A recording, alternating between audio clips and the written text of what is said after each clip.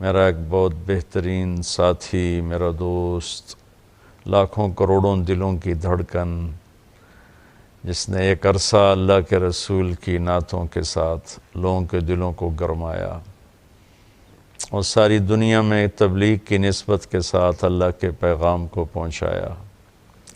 ہر مسجد، ہر محفل میں اس نے اللہ کا پیغام سنایا۔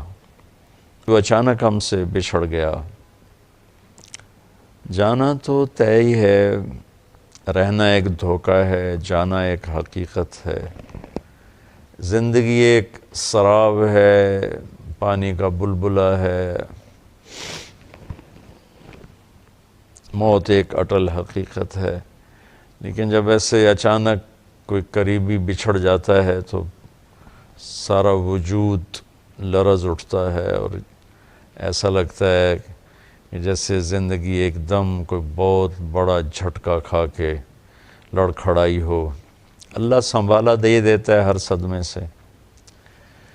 جنید ایک بہترین انسان تھا، میری اس کی رفاقت کوئی 20 سال کی ہے۔ میں نے ایسے اخلاق والا بہت کم دیکھا۔ اسے تو کوئی اہل علم کی کوئی لمبی چوڑی صحبت نہیں تھی، لمبی چوڑی تربیت نہیں تھی کوئی، وہ اپنی فطرت سے بڑے عالی اخلاق والا تھا۔ اور ایک ماضی کا واقعہ سناتا ہوں، مجھے یاد نہیں میں کہاں بیٹھا تھا، سامنے ٹی وی چل رہا تھا تو آواز اس کی بند تھی، تو میں نے دیکھا ایک نوجوان وہ بیچ پہ ڈانس کر رہا ہے اور اس کے چاروں طرف لڑکیاں ڈانس کر رہی تھیں۔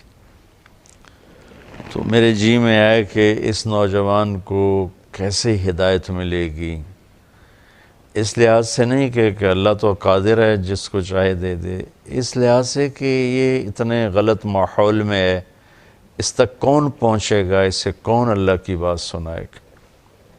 خیال آ کے گزر گیا اور میں وہاں سے اٹھ گیا، یاد ہی نہ رہا۔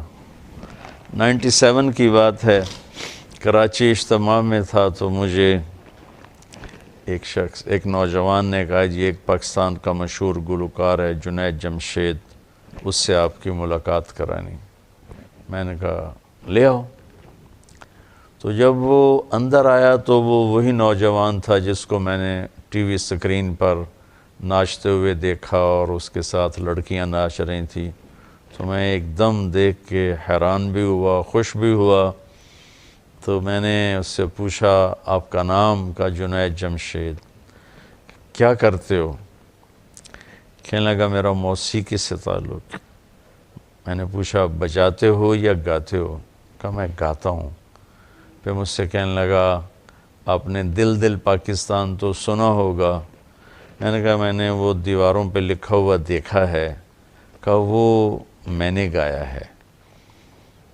اس کے بعد میری اس کی مختصر سی بات ہوئی تو وہ مجھ سے کہنے لگا کہ آپ کی باتیں ایسے لگ رہی ہیں جیسے میرے زخموں پہ کوئی مرہم رکھ رہا ہو، اور میرا ایک سوال ہے کہ ایک پاکستانی نوجوان جس گلیمر کو، جن عیاشیوں کا خواب دیکھتا ہے وہ مجھے فزیکلی حاصل ہیں، لیکن اس کے باوجود میرے دل میں اندھیرا ہے اور یہاں ایسے ہاتھ یہاں خلا ہے، مجھے لگتا ہے میری کوئی منزل نہیں، مجھے لگتا ہے میں وہ کشتی ہوں جس کا کوئی ساحل نہیں، ایسا کیوں ہے؟ تو تفصیلی بات تو اب یاد نہیں، لیکن اتنا یاد ہے میں نے کہا اس کی صرف ایک مثال سمجھو کہ تمہارے اس گھٹنے میں درد ہے اور تم اس گھٹنے پہ دوا لگا رہے ہو، تو دوا تو جا رہا ہے لیکن فائدہ نہیں ہوگا کہ جہاں درد ہے وہاں دوا نہیں پہنچ رہا، جہاں لگا رہے ہو وہاں درد ہے ہی نہیں۔ یہ جو خلا ہے، یہ جو درد ہے، یہ تمہاری روح کے اندر ہے، اور تم غذا پہنچا رہے ہو اپنے جسم کو، یہ میوزک، یہ گلیمر، یہ 5 سٹارز ہوٹل، یہ رنگینی، یہ تو جسم تک پہنچتی ہیں، روح کو ان سے کوئی مناسبت نہیں ہے. جس دن اپنی روح کو غذا پہنچاؤ گے تو اس دن اسے سکون آ جائے گا، چین آ جائے گا. اس قسم کی باتیں ہوتی رہیں.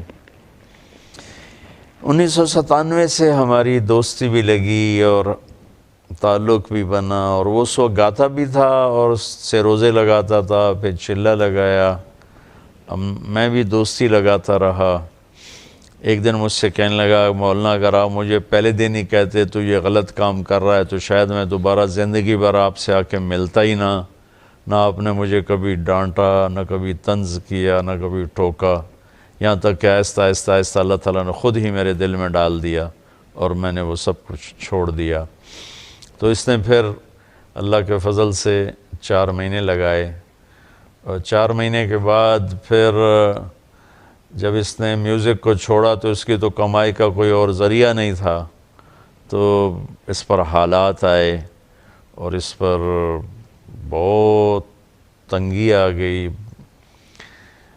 مجھے فون کر کے کہنے لگا کہ مولانا آج میرے گھر میں اتنے پیسے نہیں ہیں کہ ماں کی دوا لا سکوں، خالی بیٹھا ہوں، اور پیپسی والے مجھے کئی کروڑ کی پیشکش کر رہے ہیں کہ ایک ہمیں تم سی ڈی بنا کے دے دو 10 گانوں کی غالباً تو ہم تمہیں اتنے کروڑ دے دیں گے. تو میں نے ان سے معذرت کر لی ہے کہ نہیں، میں ایسا نہیں کروں گا. تو اللہ تعالیٰ اس کی بخشش فرمائے.